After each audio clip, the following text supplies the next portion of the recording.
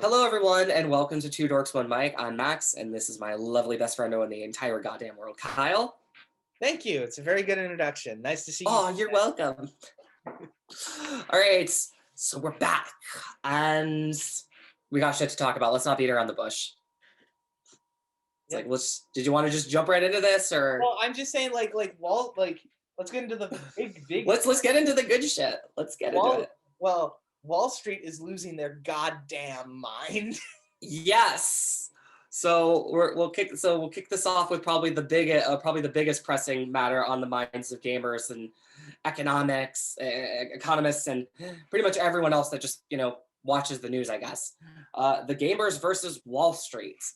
So for those that don't know, granted that you don't know, I mean I don't know who doesn't. So some time ago, a Reddit group, Wall Street Bets, decided to play their hand at the good old stock market by investing, using their wonderful community and members to invest in GameStop, which at the time was a failing company, boosting those numbers to high charts, raising its value as a company up significantly, but at the expense of Wall Street, or at least people within Wall Street that were betting against the company's failure through shorting. Now, we don't need to get all into the technical nitty-gritty of it, because, I mean, most of the stuff I don't understand, and I'm not going to pretend that I do. But, Kyle, did you have a take on this? What you got? My whole thing is good for them. Fuck the rich. Eat the rich. My whole thing, because this is the thing is, everyone, like, my beliefs, either we have a free fucking stock market or we don't. Like, these people who are like, oh, they cheated. It's like, yeah, you fucking, that's why I don't have money in the stock market, because I don't want to lose my money. Like, you play the market, you win and you lose. Like, fucking, that's the shit go. I'm totally for these fucking gamers. Bankrupt these fucking hedge fund people, like, fuck them all. But, my whole thing is, like, I mean, go ahead. I don't know how this is a news story. The hedge fund people made a bet to have people lose their jobs and a corporation to go under. A bunch of gamers said, no, we like GameStop, we're going to invest in it. And the hedge fund people lost their fucking money. How is that? And I do feel like that, and I do wholeheartedly agree with you, all of it. Like, I mean, fuck them. I feel like I'm watching an episode of Black Monday here. Fuck them. Fuck them all, as Maurice Monroe would say. Great show. First season's best though. But anyway, I mean, this is just like a spectacle within itself. I mean, I don't think anybody anticipated something like this would happen. But I mean, good on Wall Street Bets and everybody else, and then some that has been contributing to GameStop's success as a company, and even other ones like AMC and a handful of other companies out there. Because again, I know GameStop is kind of the highlight and the epicenter of all of this, but multiple other companies on the market have also been saved by the same tactic. And I think this is amazing. Amazing that it's not only people like just regular average Joe stepping up to do something really great for not just GameStop, but also all these other corporations that are being saved by the same tactic.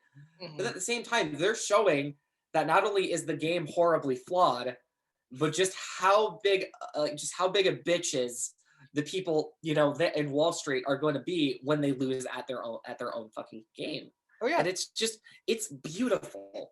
It's it's beautiful poetic justice in my eyes. Oh, the only thing I wish I would have known about this a week ago. I could have gone back and invested my own fucking money in the GameStop.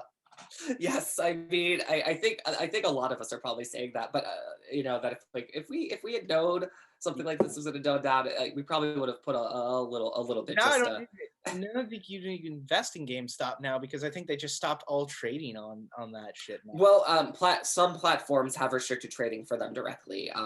The thing that's kind of the thing that I like about this evolving situation is that once shit hit the fan, and we saw what was going on here. Now trading platforms are now restricting games to trades. Not most controversially, a platform called Robinhood, which I believe is the more common consumer-friendly application that people use for open trading. and they've restricted it, and I believe it, and a handful of other services have too. And it's just going to show that all of this is kind of an inside thing. If you're in that sort of network, then you're one of them. But if you're outside of that and you are posing a threat and costing them money and losses and then some, yeah, they're gonna do what they can to fucking thwart it. Because I mean, in this scenario, it's not a stretch, and it's quite literally, we can say it is the average Joe, the poor, the lower or middle class, versus Wall Street, and the Forbor, they're fucking winning. Oh, yeah. And not by seedy tactics. They are literally playing the game the way that those guys have, and beating them at it so triumphantly. But Wall Street, or again, at least people there that had a stake in this, are losing their goddamn minds.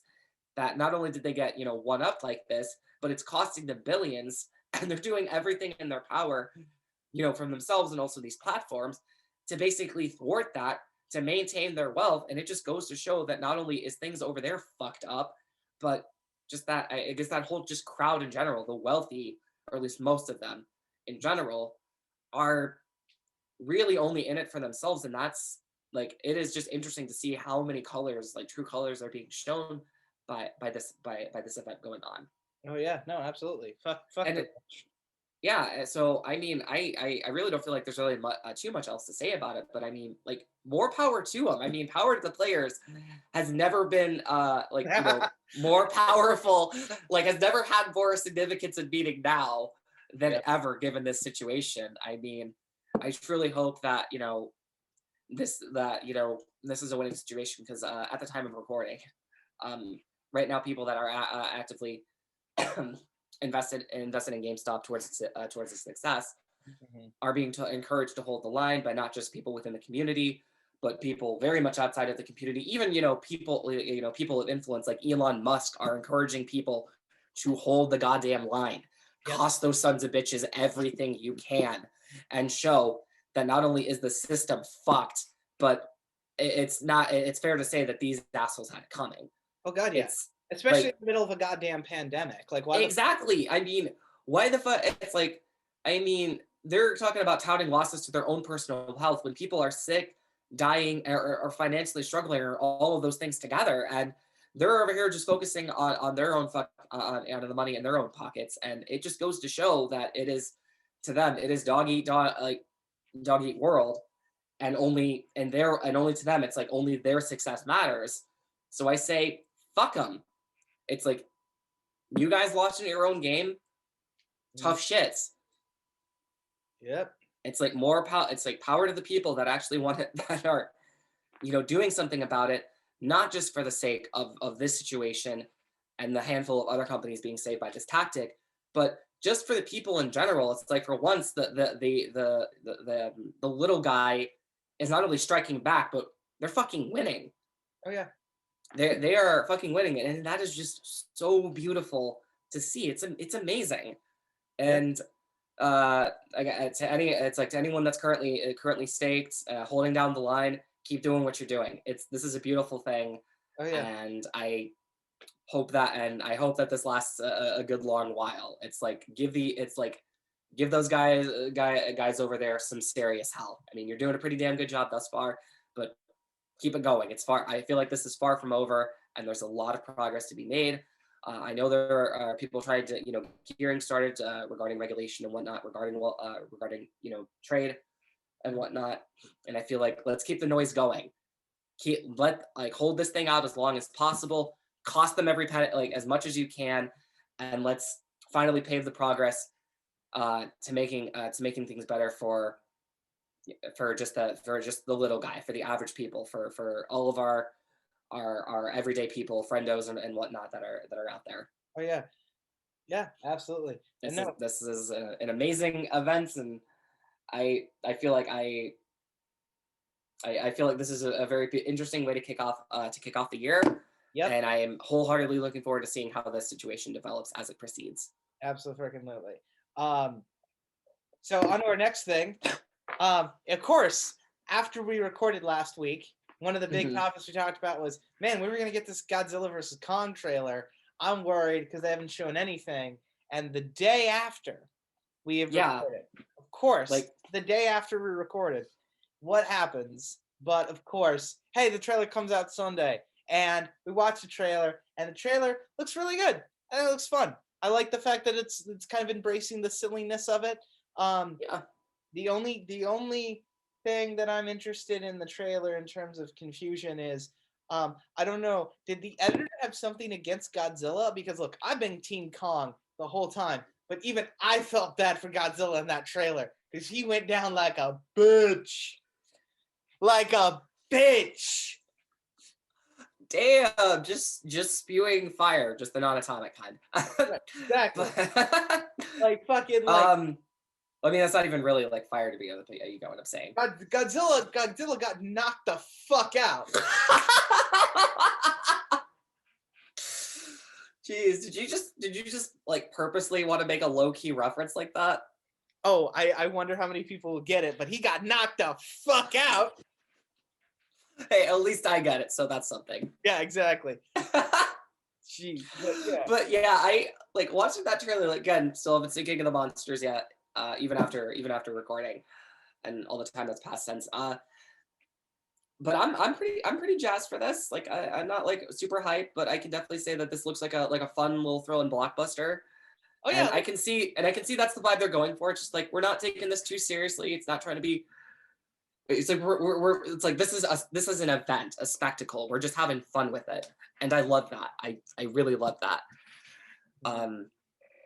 That this film just wants to just have, just tell a really fun story. This epic showdown between two of these, huge titans, these classic iconic, movie monsters, and finally for the first time ever, properly have them duke it out on screen.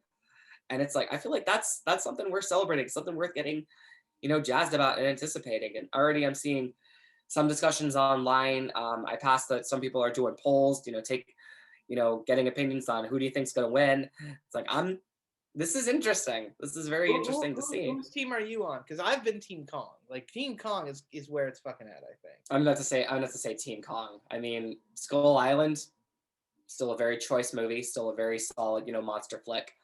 Not according to cinema. Fuck those guys.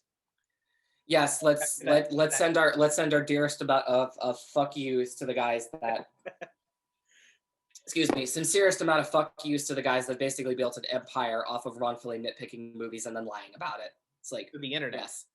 Yeah. It's like, hey, you wanna make something that's just cheap entertainment, go and make cheap entertainment, but don't lie to us and say that you were trying to do it from like out of honest and out of concern from the industry. Don't do that. Right. Don't lie to our faces. That's just gonna make me loathe what you do even more. And I do. So yay. Hey, at least it is what it is. But yeah, Skull Island is still a choice monster film, and it's like, and Kong's been doing some serious growing. I mean, it's like he was just a practically just a little tyke during the events of that movie, and now he's in his fucking prime for this one. Oh, this is and I'm like, this, I'm it's like it's gonna be a showdown. You think because we know we're getting Mecha Godzilla in this. I mean, we shall see, and I'm very. Well, I mean, I'm just wondering if we're getting Mecha Godzilla, are we gonna get like Mecha King Ghidorah as well, and then that's gonna be Kong and Godzilla team up to fight Mecha Godzilla and Mecha King Ghidorah. Maybe. I think that'd actually be pretty fucking sweet. Is like, okay, we're gonna mostly tie up and show footage just showing the big showdown between the two of them. But then when the chips are down, and it's like, all right, you won, I lost. But it's like, all right, but then these assholes are showing up here, and we gotta wreck them. So we good. And I feel like that would be a hell of a final. My favorite shot in the trailer is when they have that quick snap zoom in on Kong when he's that's so good. It's just oh god yeah. I'm like this. It just looks like a load of fun. It just looks like a really fun movie. It's just gonna be them duking it out, and then them duking it out on some other monsters that gotta come. And it's like, it's gonna be great. Well, and then But yeah, no, I'm really excited for Kong versus Godzilla because I think is it Godzilla versus Kong or Kong versus Godzilla? It's Kong versus Godzilla. Okay, Kong versus I mean, Godzilla. I'm seeing merchandise for this movie left and right. I mean, they are doing a huge push, marketing push for this film. I mean, we're getting not only, we got our trailer, but we got tons of posters and promotional materials out there, and they're doing a huge. As fuck.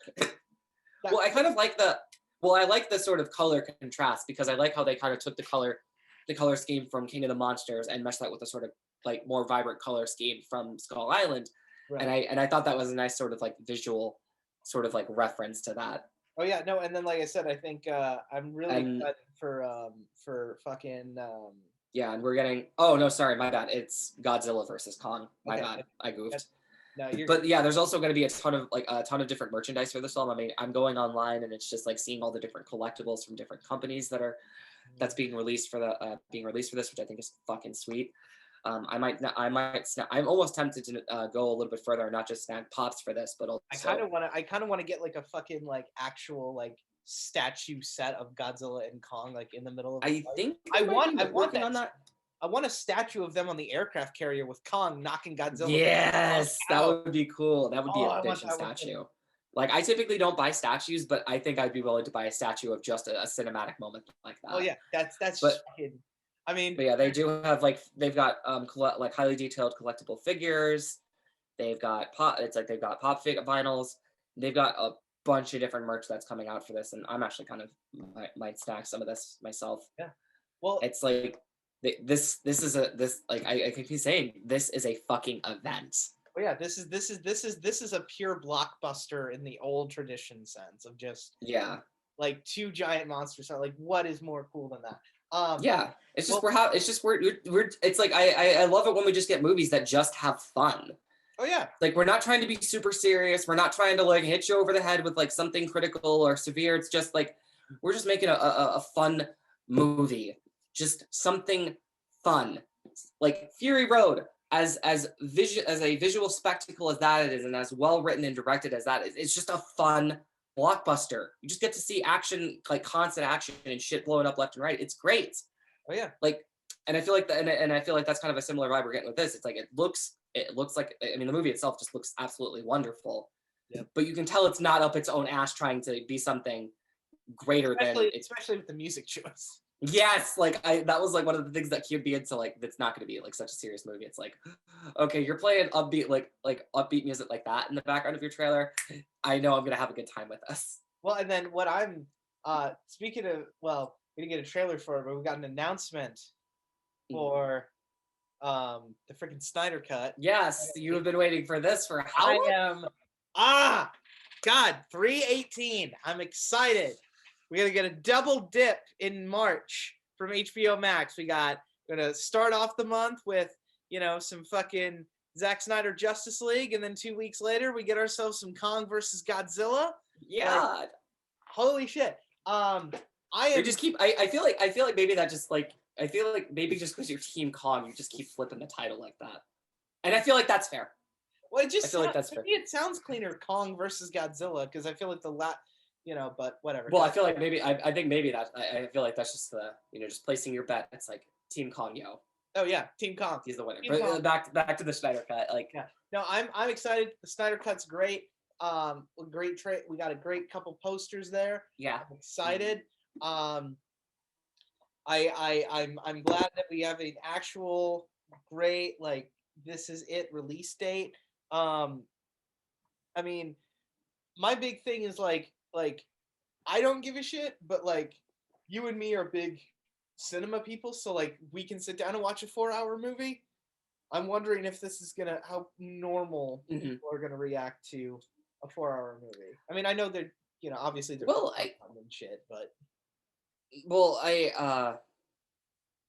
I feel like if people could sit. We were just talking about this before, and people flip out about 3 hour. Yeah, well, I mean, if people could sit through fucking Avengers Endgame, right? Which, that's a movie, I guess. They can sit through this, and I don't mean sit through. I mean they can watch this. Right. Like I sat through Avengers Endgame doing my best to actually enjoy it. Right. I know that I'm going to watch the Synder Cut and enjoy it. No, and like I said, it's hopefully this leads to more directors getting final say on their product, because Yeah, especially if we're moving away, we're moving towards streaming services. mhm. um like I think like I more studios are going to be willing to have the director's vision, because you're not going to have worry about run times as much.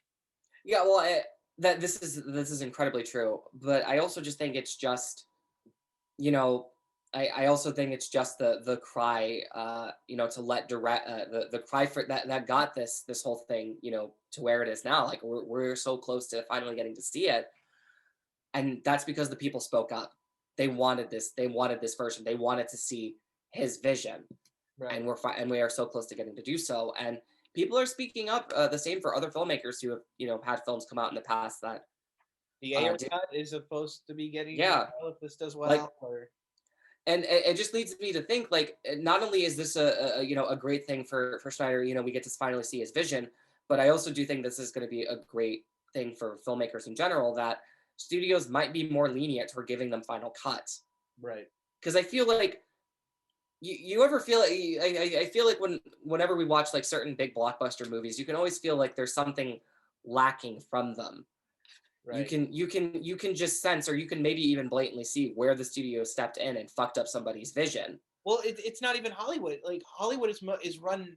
This is a producer era that we're in. Mhm. Usually it goes back and forth. Like the Yeah. '70s were very much filmmaker driven. I mean, George Lucas, Martin Scorsese, Brian De Palma, Francis Ford Coppola, shit like that. Some good filmmakers of their time. Even Steven Spielberg, stuff like that, where it's just like, oh, okay, like this is completely driven, and then it's sometimes it swings the other way, and now hopefully we're heading back more towards filmmaker driven films, which I'm really looking forward to. Um, the fact that, like, honestly, I cannot wait, and I hope.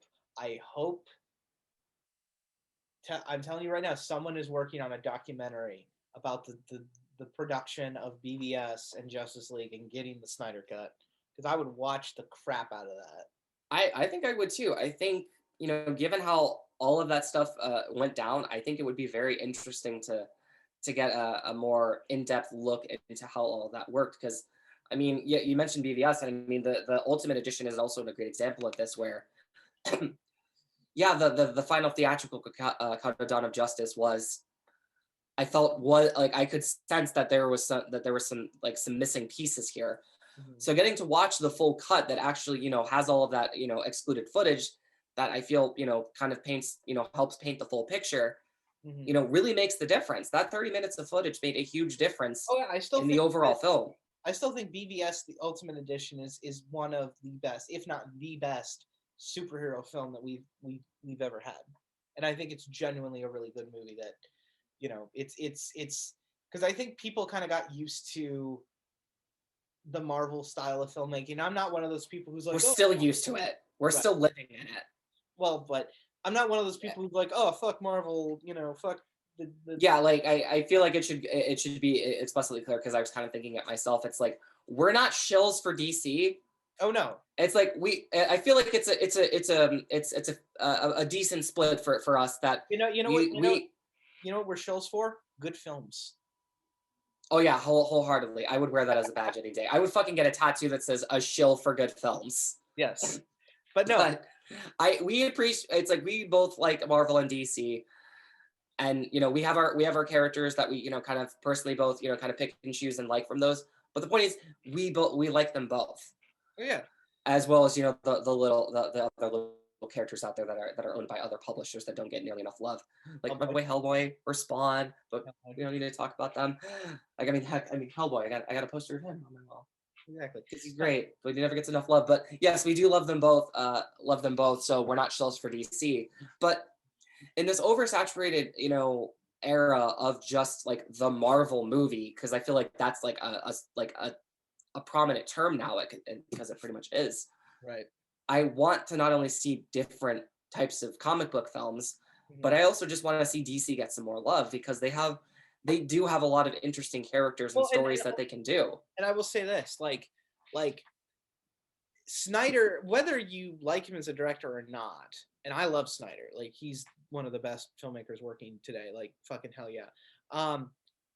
He fucking tries. Like, even if you don't like his stuff, you have to admit that he is trying 100%. Like, even with the casting, thinking outside the box. Yeah. Going to Ezra Miller, getting Gal Gadot, fucking Jason Momoa for Aquaman. The visuals. I mean, even look at the Snyder Cut trailer. The shot of Barry Allen running through the Speed Force with the lightning around him. Beautiful composer, but also like how he builds his films with the mythology and the meaning, and kind of how, like, you know, Lex is pulling in different, like, it's you know, he's a very well educated filmmaker. Yeah. And stuff like that. Like I said, but I'm just excited for the Snyder Cut. I'm glad that fucking, I think it's hilarious that this thing trended like worldwide with just 3 posters. I cannot. Yeah, I know. Like I saw like headlines left and right just talking about it. I saw some open discussion here and there, and it's just like, wow. I can't wait. People really are jazzed for this. I can't wait to see how Collider is going to come out with an article that says the Snyder Cut isn't actually real. This is all hallucination. Yes, we're all having some. This is basically just one of the greatest instances.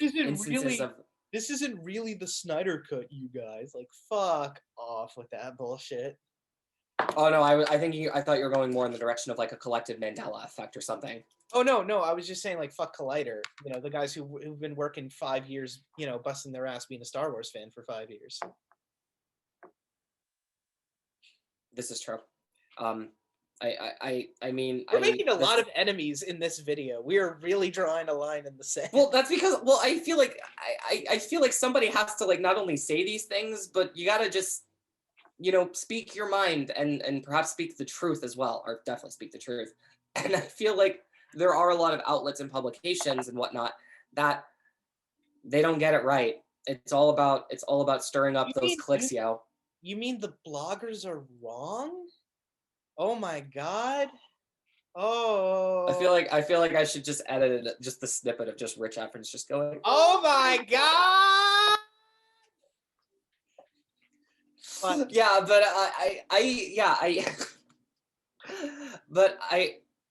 well, I mean, the thing about that whole spectrum is it's like, you guys realize that none of that, like, that's all opinion. None of that shit is fact. It's just people giving their 2 cents.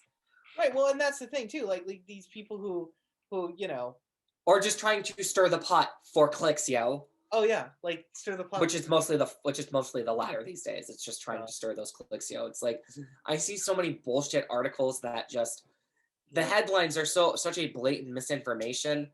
I think an example that especially kind of set me off was last year I saw a headline talking about Terminator Dark Fate.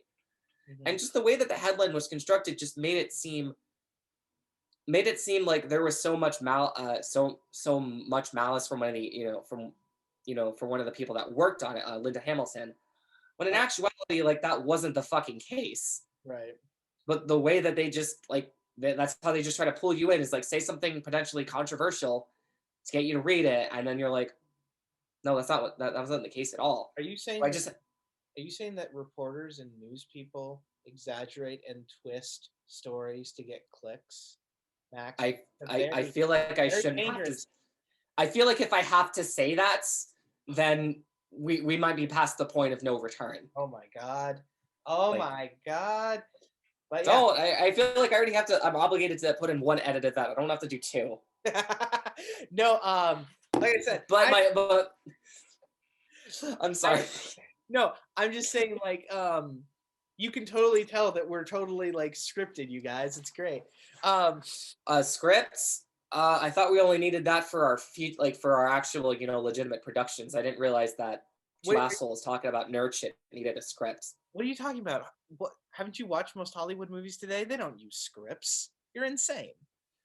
No, I imagine they just use, like, I'm picturing either just, like, a giant, like, whiteboard that's just got tons of, like, ideas just scribbled onto it. And then you just have people just smudging off shit and then just rewriting new shit on top of that. And then you just have this hodgepodge of jumbled ideas. No, it's Steve Buscemi from 30 Rock, dressed as he's a 40-year-old, being like, "What's up, my fellow kids?"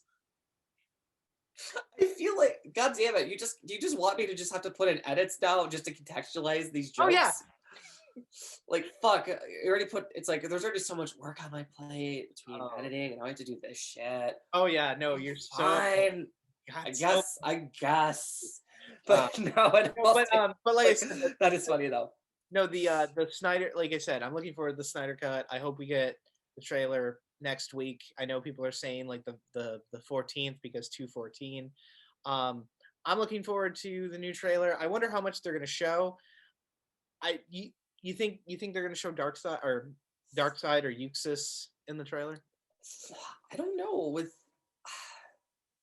the thing I find interesting about trailers for his movies is he's kind of in the same ballpark as like Hideo Kojima, who just like the thing about like Hideo Kojima cuts all of his own trailers. Like Mhm. those aren't edited by other people. Like he literally takes the time to edit his own to edit trailers for his own games. And the way that he does them is that he will just show you like his trailers are quite literally just a montage of clips completely out of context to not only like arouse your intrigue and not just the game itself, Right. but stir your like speculation as to what all of that shit means. And I feel like Zack Snyder's the same way with his trailers. It's like just showing you a bunch of cool clips from the film out of context to not only arouse like pique With a your badass your with a intrigue. badass song. Yes, Hideo Kojima is the same way too. Like he will put like songs that he hand picks in the background of his trailers. Like Mhm. I know Metal Gear Solid 5 is like probably the most divisive game in the entire fucking franchise, at least the main series of titles. But I do have to say that his trailers, like for the marketing for that game, are some of the best game trailers that I've ever seen in general. Like they are just so well made and provoke so much intrigue. It's just amazing. Oh yeah. So, and I feel like, yeah, I feel like Zack Snyder's kind of the same way, where it's just cool music in the background, just showing you those various I don't visuals to bring you in, and then leaves you with so many questions, but also speculating what all is going to happen. I don't know, because my thing is like I don't know what the trailer is gonna be. Like I don't want him to spoil too much, but at the same time I want to see a little bit. I just give me a little bit. Like, give me a Right. little bit. Because he gave us the first trailer was, the music, like Hallelujah with some clips and stuff. And then it ended It was with very symbolic. right, exactly. And then the ending clip with Barry. But like I said, I Yeah. think Batman's awesome fucking monologue. He's never fought. Yeah, like I feel like that entire trailer was symbolic. I almost interpret that snippet as just kind of the way of saying like, hey, you the people, you the community came together. Well, I think he said, because he said in an interview that was on there 2 years ago. Like he had it in the movie, like or something 2 years ago. Mhm. So, I don't know, but like I said, And then Whedon worked his terrible magic. Just that, geez, that cringe. That was good. oh god, like I'm but no, I'm looking forward to the Snyder Cut. I think it's gonna be good. I think it's gonna be great. Hopefully this does well enough, because like kind of on the same topic, but I'll finish this up and then we'll move on to our last topic, because I know you and No, I you're good. yeah Do your thing. Do your thing. I'm 'cause you saw the Nielsen numbers, right, for Wonder Woman 84 that came out. Mhm. Like fucking that was blowing up on HBO Max. Like I think they had like 22 million people watch it. Mhm. Yeah, I'm it was the big thing that way. It was the big thing that on upon release. everyone thought that Soul crushed Wonder Woman 84, and then the new numbers came out and it was just like, What, a Disney movie taking on a Pixar movie, taking on another big blockbuster. mm, So like we don't ever see that happen. exactly. No, but yeah, Wonder Woman 84 apparently crushed it. I really fucking hope. I cannot wait to see the numbers for the Snyder Cut, because this does well. I'm telling you right now, like fucking all these people who are like, oh, it's a cul-de-sac, it's one and done, like it's not gonna matter, like yeah, fuck it, fuck you. This movie's gonna be huge.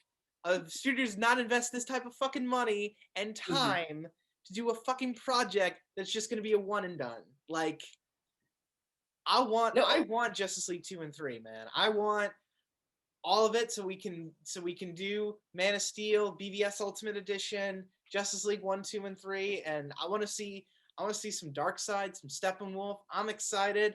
We're 47 days away from this shit. God damn it. and I just want to get there now. I can't wait. I'm excited. The hype on this guy. Oh, I mean, I'm excited for all, like, hope all of that pans out too, because I do want to see more stuff from the DC universe.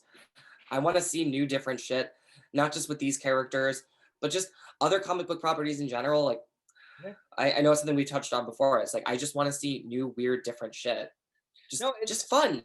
no, You absolutely. know, except for the Batman, like that's going to be a straight up crime thriller, and I'm really excited to see what type of I'm story still that's going to pissed be. they moved it to 2022 because I bet the reason is they didn't want it to come out on HBO Max in 2021. No, I actually would prefer to see that in the theater. I would too, but at the same time, like the pandemic's not going to be over in 2022. We'll see what happens. I just want to be optimistic here. Like I don't want to, be like fuck. What am I trying to think? Like, You don't want to be a Debbie Downer. well, I mean, I don't want to get overly hopeful, but yes, I don't want to be a Debbie Downer. Like, who knows what could happen? I just know I'm excited for it. I'll see it whenever it's ready, whenever it happens. But I'm just that. I mean, I'm very stoked for the Snyder Cut, but I'm by far like just a wee bit more excited for the Batman. But yeah, Just a wee bit more. That's just a me thing. I like crime thrillers. I don't know why. I like those types of movies, and like this is basically going to be that, but with Batman. And I just have the utmost amount of faith in this project. yeah, And me too. I can't. I mean, and it's just so refreshing to see like a movie where Batman's actually going to be a fucking detective for once, What? and not Oh just my! a whiny a whiny rich kid who lost his parents, so he unloads his repressed rage into his fist. I mean, he's still going to be that, but at least he's actually going to be doing the other half of what Batman's supposed to do, and that's being a fucking detective. Well, also like I also like the fact that Pattinson doesn't feel the need to get like completely fucking swole for it. Yeah, like I mean, there have been interpretations in the past where he just had an average physique, in decent shape, or Right. in decent physical shape, but and it's like it wasn't about the brawn, it was about the prowess and the efficiency. Right. It's like he didn't have to be like super jacked to be a badass. It's just Don't get me like, wrong. no, Like don't Batfleck. get me wrong, Batfleck was a fucking beast. Exactly. Like, and that's awesome. But I think what I've really loved most about like Batman is just like the fact that he is this competent crime fighter, but at the same time he's also a kick-ass detective. You think, And we're gonna get Robin in the series? You think they're gonna finally bring in like an actual? oh God, I hope. God, I hope. I would, because I would love to see like Robin done well. I'm not a huge fan of the show, but I will say, Titans. It is nice to see a Robin that isn't a walking punchline. Yes, You know. that is good to see, because between all of like the gay jokes that they like to make about between like Batman and Robin, there's also just treating him like he's some type of bitch boy. Right, And but like, I'm just not like you guys realize that the Boy Wonder has done his fair share of badass shit too, right? yeah, and it depends Like too. all the iterations have. Yeah, Dick Grayson, Jason Todd is fucking Red Hood. You got fucking Tim Drake. Yeah, that's I personally, my favorite's always going to be Jason Todd, because he's the Red Hood. I see my personal favorite's Tim Drake, but That's fair. yeah, no. Moving on to our final story, I guess. All right. On the tangent is the Last of Us 2 winning all of these awards, and I'm gonna.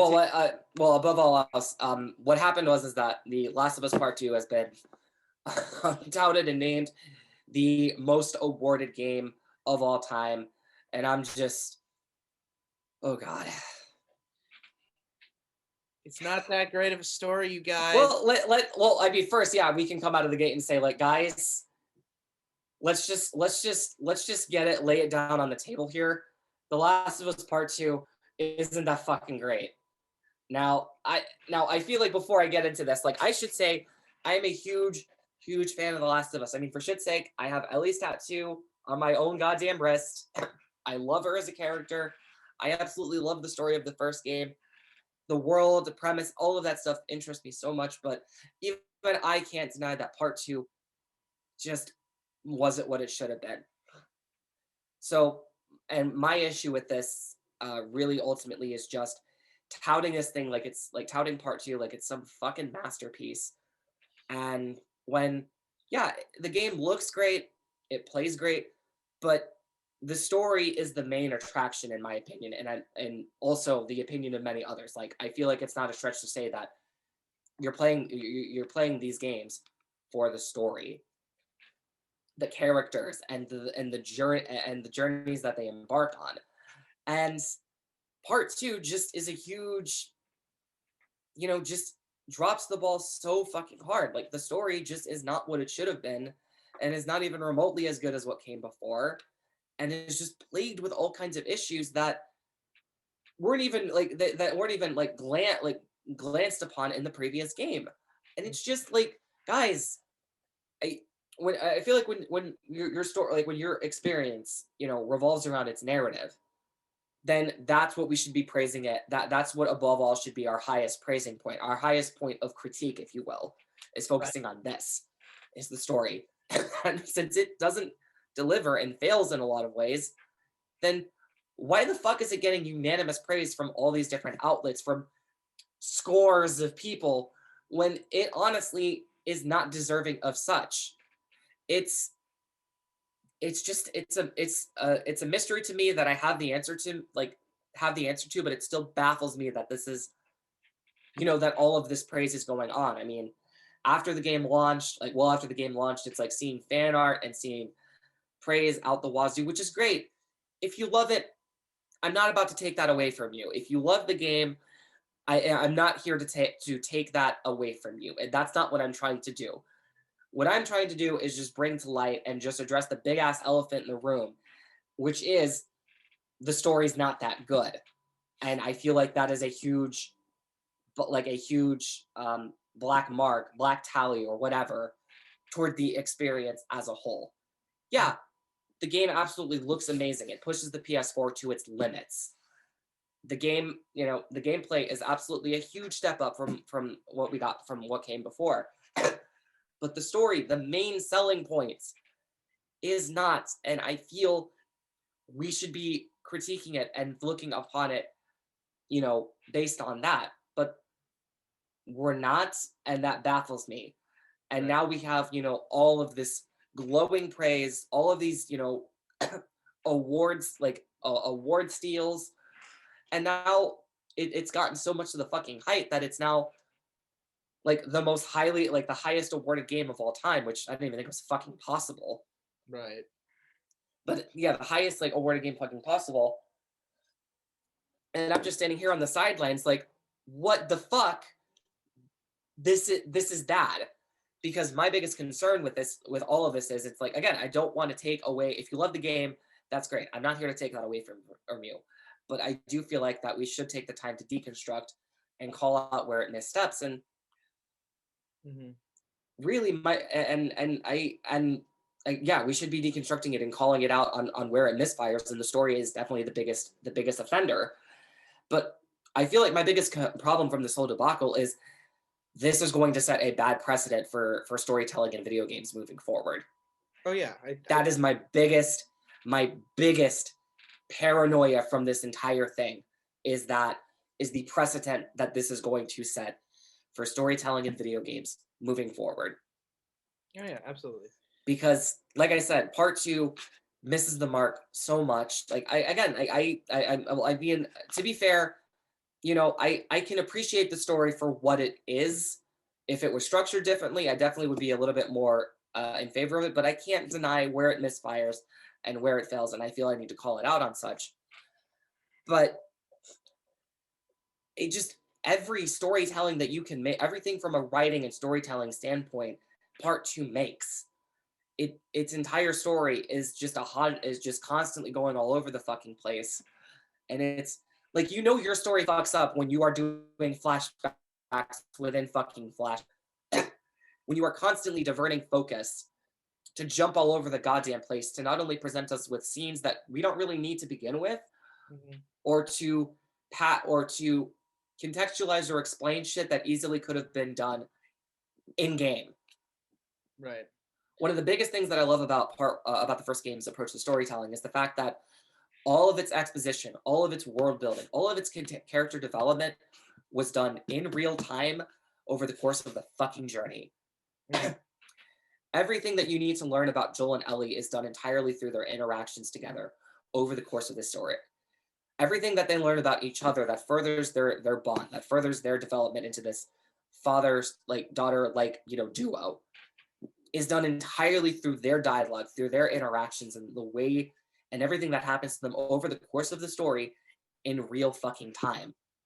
It never stops the story dead to give you a flashback to over contextualize or explain something that they can easily do through dialogue. And I personally feel that makes the story and in turn their relationship more impactful, because we're not only learning everything that we need to through their interactions, but it's just more meaningful that, because again, it's that connection is developing in real time, and everything that we need to learn is through their interactions and by extension, us, the audit, like the player.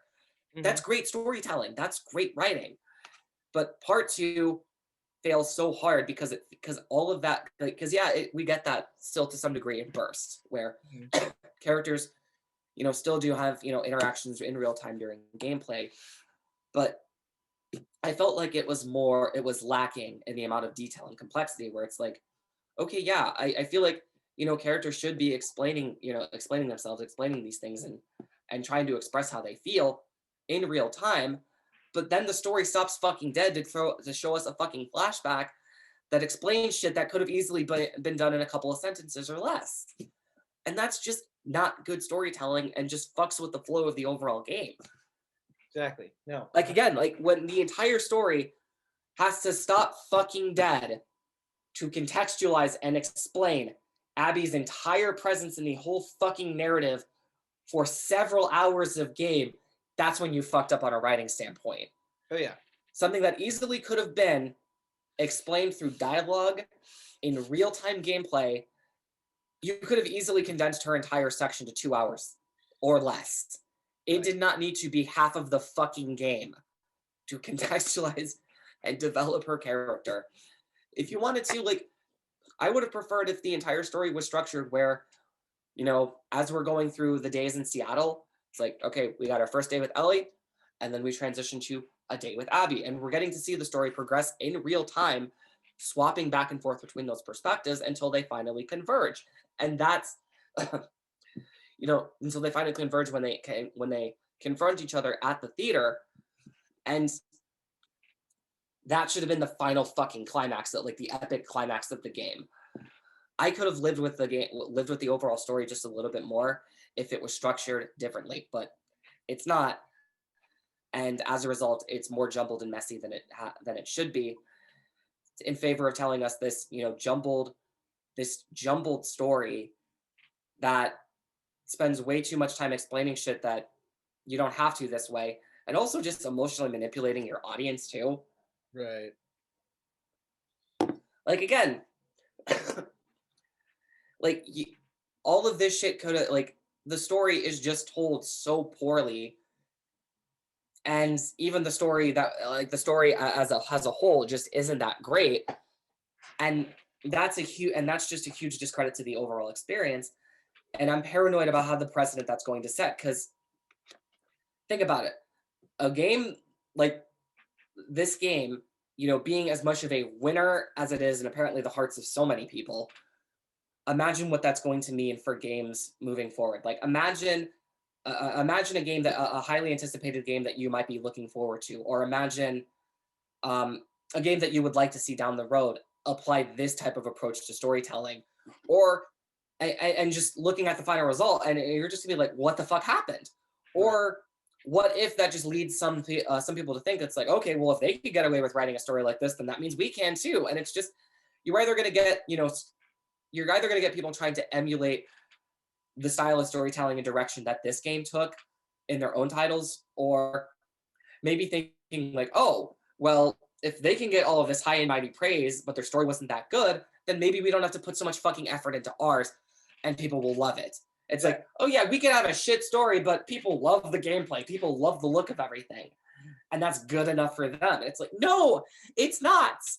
We should still be getting games that, do their darndest to succeed on all aspects. On all aspects, 100%. And part two, and I feel like the possible precedent from part two is going to fuck with that wholeheartedly. Like, I'm anticipating stuff like God of War Ragnarok and the sequel to like the proper sequel to Marvel Spider-Man. Right. And I trust the people at Sony Santa Monica and Insomniac Games because those guys get it. They know what they're fucking doing.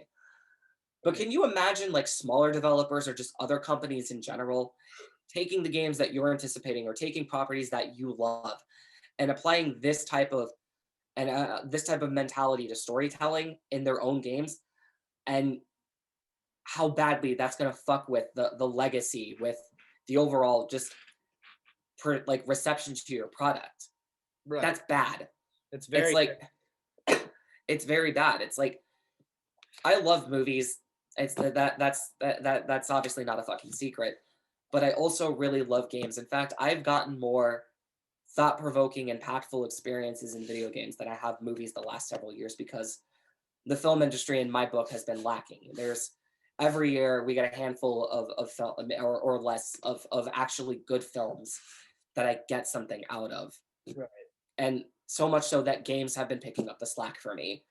Games have been where I've been actually getting my consistent fix for interesting, well thought out stories. Right.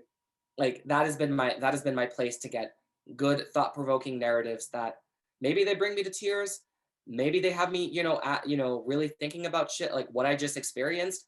But but what I'm getting at is like those experiences have been so good that they've been on par with film, if not slightly better, depending on the story, depending on the experience.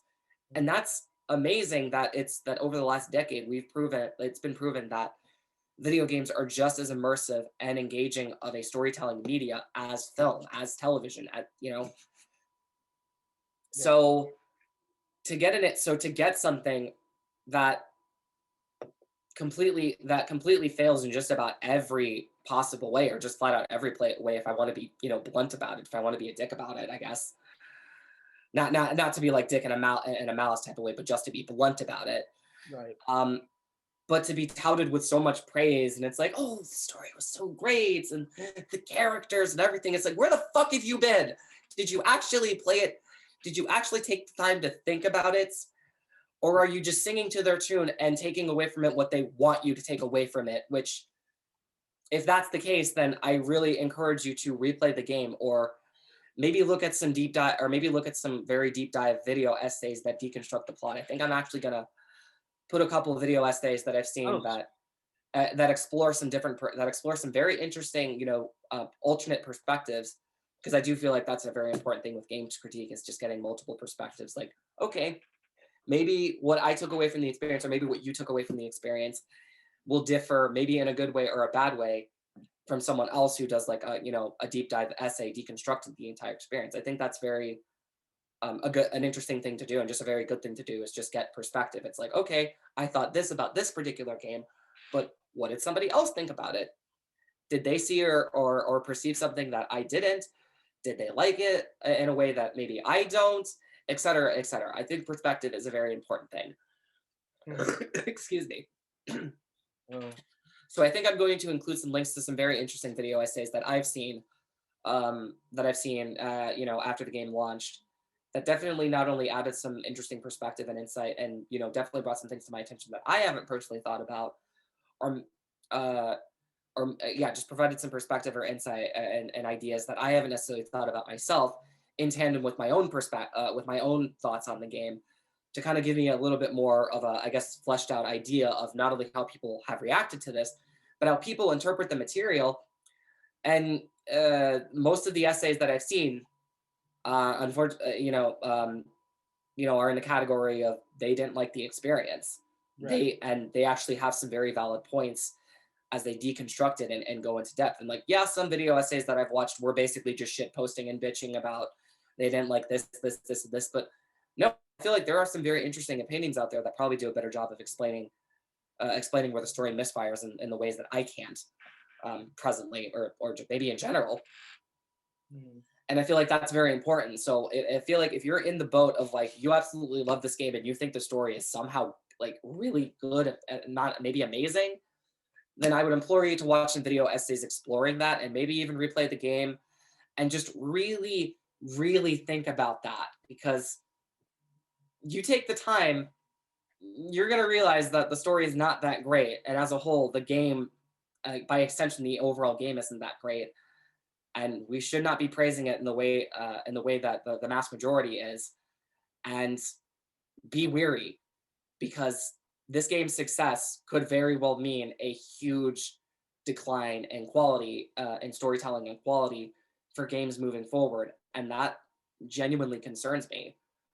I don't want to, play a highly anticipated game that I'm looking forward to several months down the road and, get a shit story because they were bouncing off of the reactions and the success of The Last of Us Part 2, and just assume that if this game could be so bold and be so divisive, but in actuality it's just not good,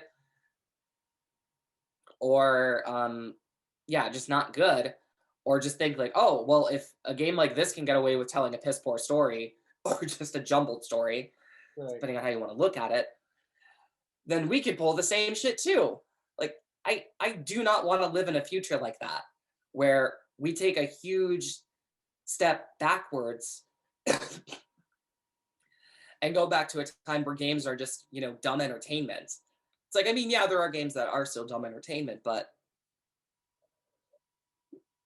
personally, I like to play games for a story. Yeah, there are experiences that I do play strictly just for fun that are super silly and weird, but at the end of the day, when I play video games, I'm primarily playing for a story. I'm playing for something interesting that I can get engaged in and think about. And I do not want to live in a future where storytelling takes a huge dive, because The Last of Us Part 2 set a bad precedent with its highly unwarranted success. Oh no, absolutely. I agree. Like it lowers the chance of trying to do better in a way, because it's just Yeah. like, oh, just do this, it's fine.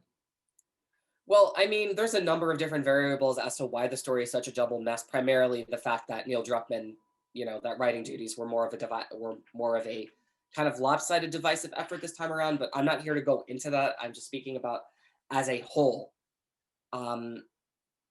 This is a huge misfire and step down, and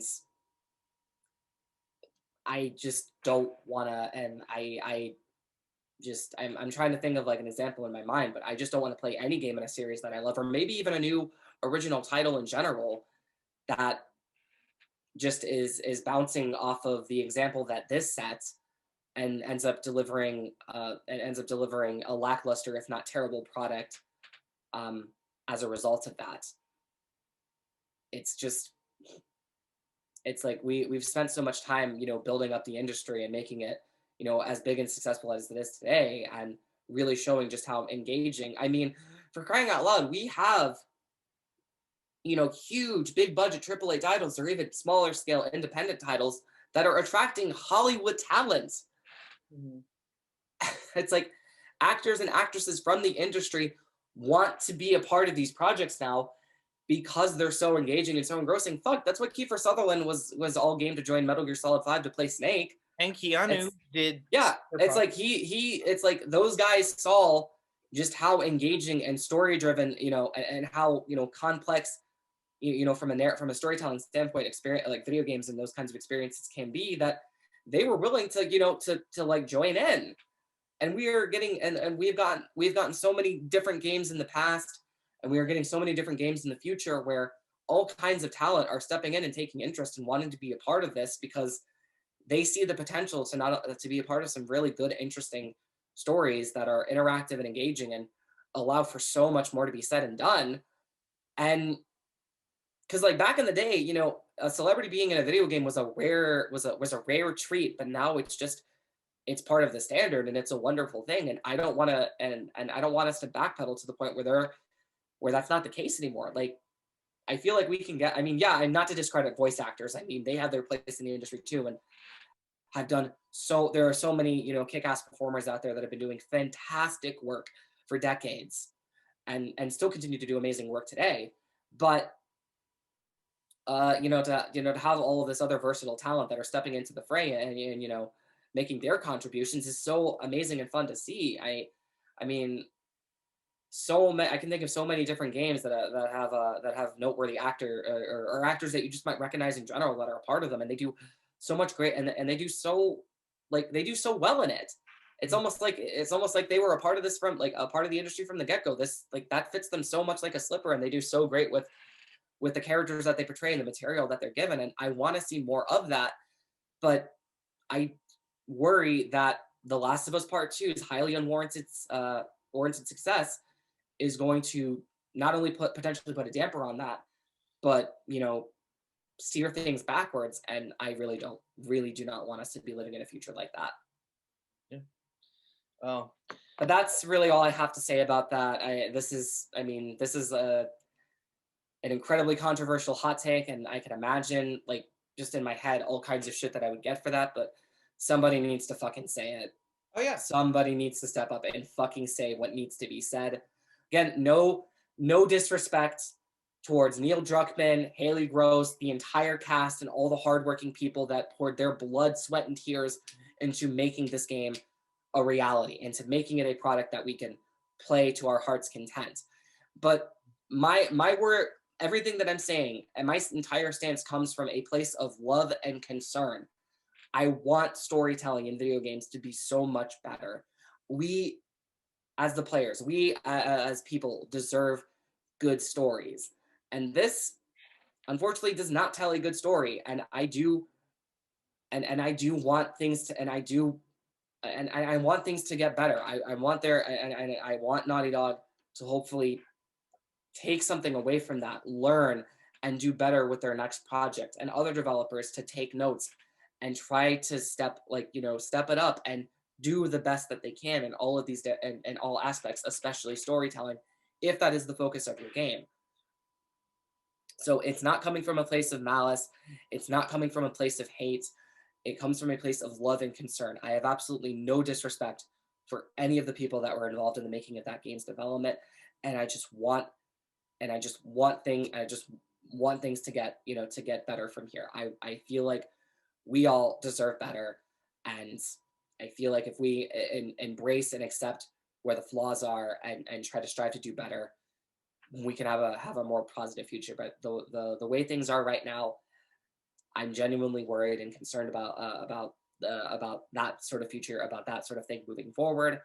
Mm-hmm. And I sincerely hope that by some miracle they listen, not even necessarily to me, maybe just other people in general, kind of, spouting saying the same thing, and just take something from that and just strive to do better. That is literally all I'm trying to do. And I'm hoping that, something comes of that, because I love video games. I love them so very much. It is one of my favorite things in the world, in tandem with movies. And all that I ask in general for any sort of artistic media is just that everyone goes above and beyond to do their absolute best, learn from your mistakes, strive to do better, and just go above and beyond to create the best possible experiences and entertainment that you can, whether it be video games, film, television, music, etc. Everything. That is all I ask from any creative media. And in this particular case, that is all I ask of everyone. All I ask of everyone at Naughty Dog. Moving forward. That's really all I have to say about that. And I'm just hoping. I'm just hoping for the best from here. But yeah, like I said, that's sorry. That's just. No, you're good. It's a very personal thing for me, and not just for me, but also for many other people that are kind of in a similar boat as myself. It's like this is a big deal, and I really that's all I have to say about that. That's it. So, okay. No, apologize for going on another one of my I guess semi-infamous tangents again. I just what can I say? I'm a passionate individual. When I got an opinion, something on my mind, I just gotta say it. Verbosity is the trait of you got a lot to fucking say. Hey, my best friend said it best, yo. Yep. No, yeah, I think we've hit on all the topics. It's been kind of a quiet week this week. Yeah, I mean, we're not going to deny it's been a dry week. I know we always try to, handpick a precise set of stuff that we have a lot to go over, but this has been a dry week. But shit like that happens. Yep. Maybe next week more stuff will be going down. Who knows what all next week can bring? I think that's part of the fun of it, is just not only taking stuff from, you know, stuff that's on our minds that we want to talk about, but just seeing what kinds of stuff happens that we can, you know, Right. have a discussion about. Exactly. Well, and that's the thing too. Like, there's not a lot going on because apparently a global pandemic shuts a lot of shit down. Yeah, it does shut a lot of shit down, puts delays and muddies the water and complicates things. But hey, Who knows? But one all way or right. another, we're always gonna have shit to bitch about. I mean, talk about. I mean, something. I kid. Yep. Well, all right. Well, on that note, thank you for joining us for another episode. We will see you in the next video, which will be next week, and then hopefully we'll have more to talk about. So Yes. So thank you all so very much for watching, and take care, you lovely ladies and gents. Yep. Bye. Peace out.